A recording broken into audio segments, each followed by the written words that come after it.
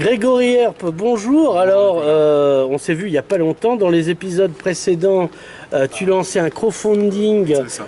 pour qu'on te donne donnez-moi de l'argent. Oui, toi aussi, tu fais ta roumaine. Pour aller photographier des petites filles, mais non, ce n'est pas sale.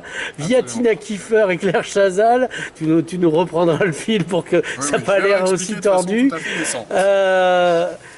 Et donc en très peu de temps, tu as obtenu tout l'argent qu'il te fallait pour ton expédition photo au Cambodge et un peu plus encore, avec des soutiens prestigieux et des non-soutiens locaux qui crient par leur silence. Tu nous raconteras ça.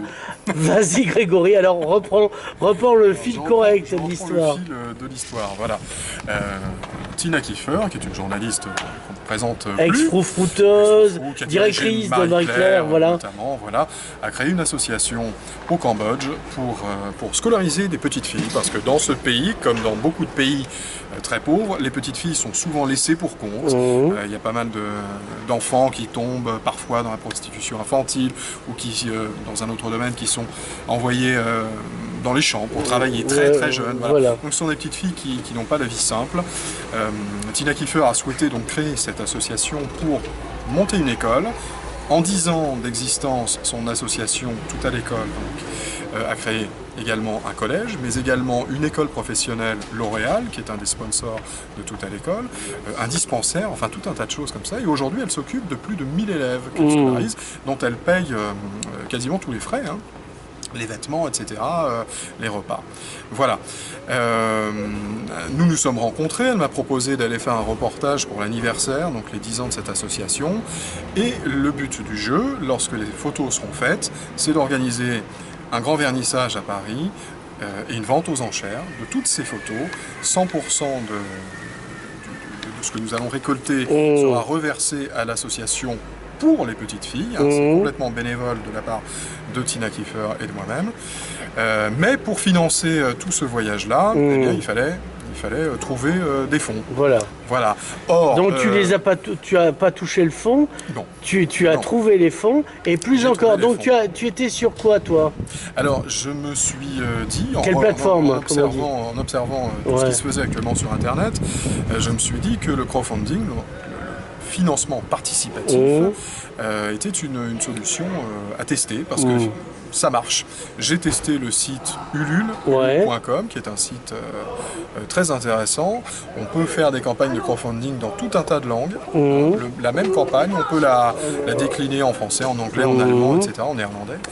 Ce que j'ai fait en plusieurs langues. Et puis après, j'ai lancé le projet en expliquant évidemment le pourquoi, le comment, le but, à quoi servirait l'argent récolté, etc.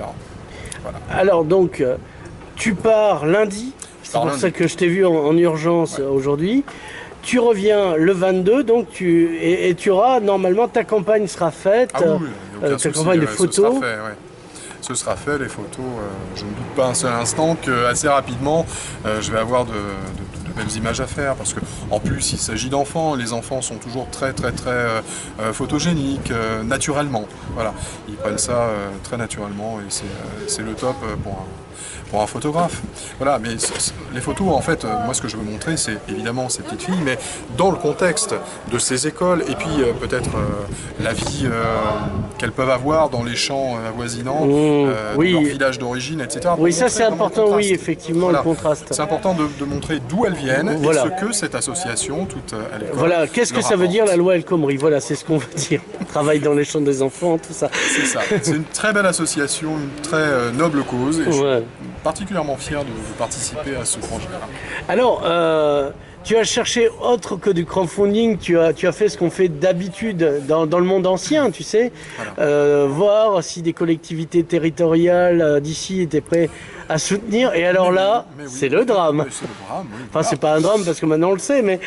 Alors, en fait, il y a beaucoup de gens qui étaient prêts à m'aider, comme par exemple des musiciens qui se faisaient fort d'organiser les concerts, et puis de me reverser la recette pour ce projet.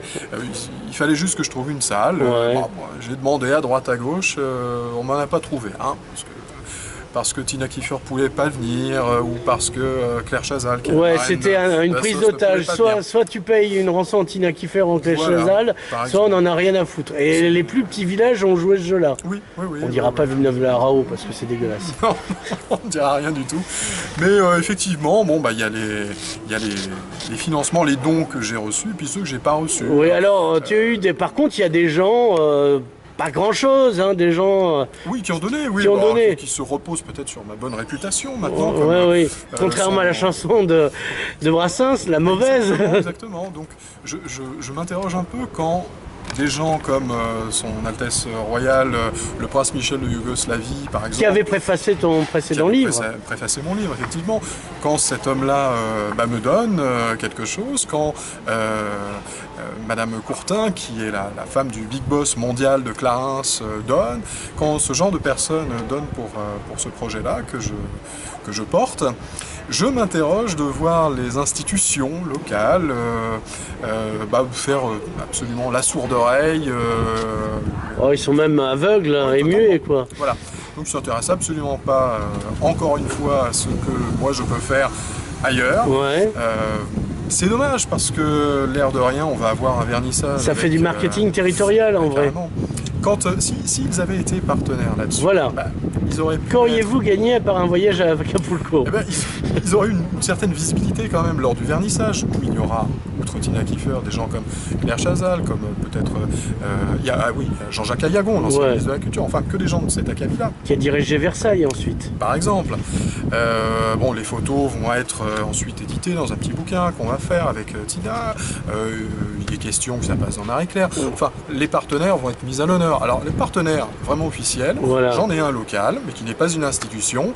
C'est le cabinet d'avocats Société A. Ouais. De Céline Hernandez et Sébastien Maffray, que je remercie une fois de plus de me soutenir, comme ils le font depuis un certain temps. Mais mis à part eux, force est de constater que on voit des aveugles et on entend des sourds ici. Hein, c'est amusant. Voilà. Alors Grégory Herp, on attend ton retour avec impatience le 22 pour les suites de cette aventure. Oui, une belle aventure en tout cas. Et je tiens à remercier également une autre personne qui me soutient assez régulièrement, c'est Nicolas Caudeville, que tu dois connaître un petit peu. Et l'archipel contre-attaque. Oui, mais on a fait nos 7 ans et 7 ans à justement s'intéresser à ceux qui produisent du beau, du bon et de l'intelligent. Merci Grégory Herp, et on t'attend à ton retour du Cambodge. Merci.